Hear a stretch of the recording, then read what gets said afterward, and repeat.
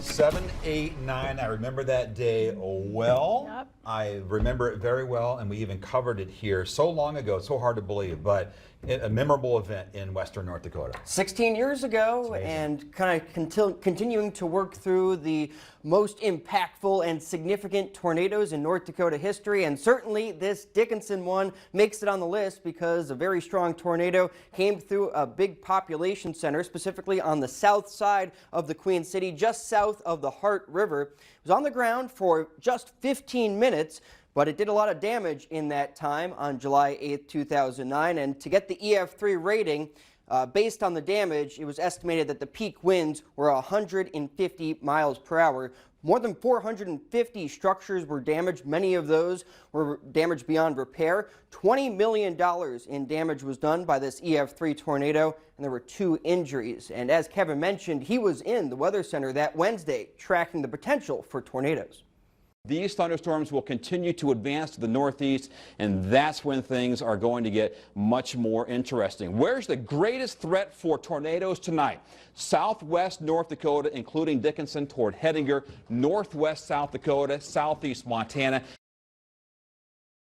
So how do we have that good of a grasp as to highlight the potential for tornadoes? Well, the atmospheric setup was all coming together to produce severe thunderstorms and an elevated risk for tornadoes on that early July day in 2009. We had very strong upper level winds. The jet stream was coming in from the southwest, and with this dip in the jet stream, that allowed for thunderstorms to form near this surface area of low pressure. There were a lot of fronts coming together here at this triple point, 3 fronts coming together at one point, and that can be a focusing mechanism for storms to form. So a lot of forcing or lift in the atmosphere for severe thunderstorms to form in the first place, and a lot of wind shear or changing wind speeds and directions with height in the lower levels of the atmosphere to cause that spin.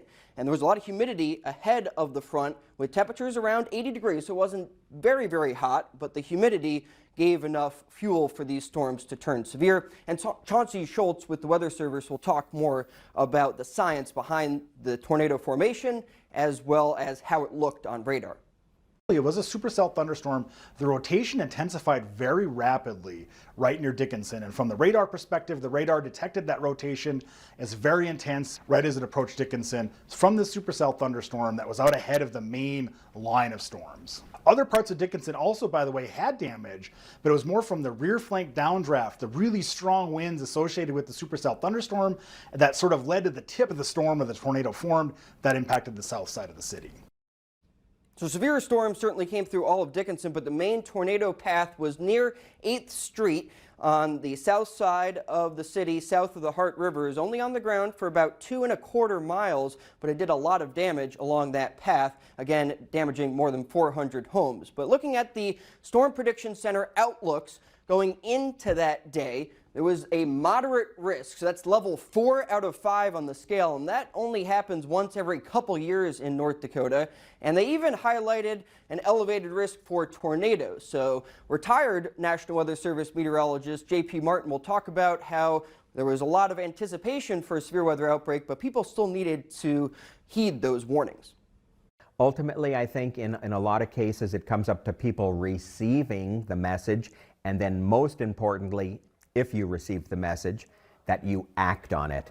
That's what's most critical. Knowing there's a tornado, but doing nothing is not going to help you in any way. You need to act when you hear these warnings from the National Weather Service. I had worked the event, and it was a severe weather outbreak all the way from the Canadian border all the way down to the South Dakota line. And it wasn't the only tornado that day. We had had tornadoes earlier, not only in the southwest part of the state, but also up in the northwest part, around Bow Bells in that area. And so the thunderstorms were already producing tornadoes. Not all of them, of course, but some of them. And so our mindset was on a tornado possibility, and a tornado watch was in effect. So I think as much notice and so on had been given as we possibly could that it was going to be a bad night in North Dakota, and indeed it was.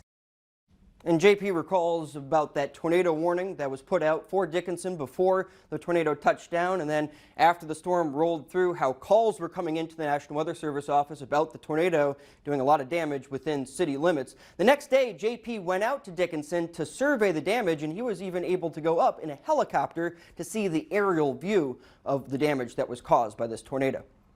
General Sprincenatic was the Adjutant General of the North Dakota National Guard at the time, and I had met with him in Dickinson when I arrived in Dickinson, and I'd made a comment to him about how, you know, I really need to find out where the tornado began and where it ended. And he immediately turned around, got on his phone, and called, you know, someone in the Guard and said, we need to get JP up in a Black Hawk helicopter, and so he can find the beginning and ending. And it was my first time in a Black Hawk helicopter, and instrumental in getting a pinpoint on where the tornado touched down and the path of it. As the tornado intensifies and then weakens as it lifts, you're going to have different degrees of damage all along that path. So you're keeping track of all of those. You're keeping track of the worst damage you see all along the whole path, and then you look back to see, well, what was the worst of all the worst? What was the worst of it all? And that's what determines what the tornado was rated.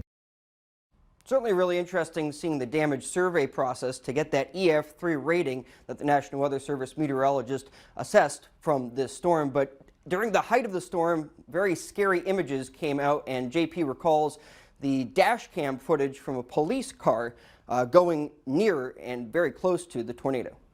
Police dash cam video from a Dickinson police cruiser, and it was amazing. Based on this dash cam video, I believe he drove into the back end of this tornado debris area, you know, as the tornado was passing through. I believe he drove right through the back side of it. It was 45 minutes or so before sunset, yet it was as dark as night, and I believe it was a rain-wrapped tornado. It's where the rain wraps completely around the tornado, so basically, no matter where you're looking from, you can't see it. You cannot see the tornado because it's wrapped up in rain.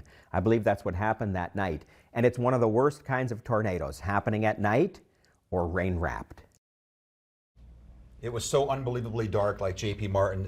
There was still daylight, right? But it was so dark because of that rain-wrapped tornado. I remember that like it was yesterday. And we even had a testimonial with our weather call. A lady said that she thinks her life was saved and her family because of the phone call received. We still have weather call. Check it out on our website. But again, like JP said, it's just important to get the warnings. However you get them, it doesn't matter. But heed the warnings. It's so important. Act upon them. Act upon them. Don't just think, oh, it's going to be somewhere else. It could be you. Exactly, and this was one of the worst in terms of level of damage for surveys that JP had gone on in his career, which is pretty incredible for how long he was at the Weather Service. And seeing that amount of damage in Dickinson, certainly something that Dickinson residents don't forget, even though the town has rebuilt now 16 years later. So very true. Good to see our good buddy JP Martin as well. So thank you so much. You're welcome.